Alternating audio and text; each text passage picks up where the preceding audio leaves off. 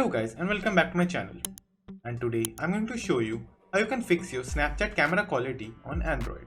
So if you're facing any camera quality issues, so there are a few steps that you can try to fix that issue.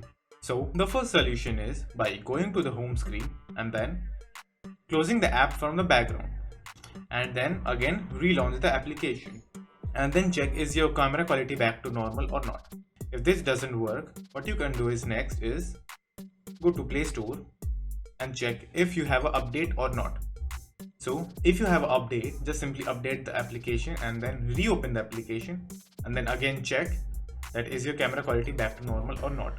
And the last method that you can try is by going to your phone settings, then search for apps.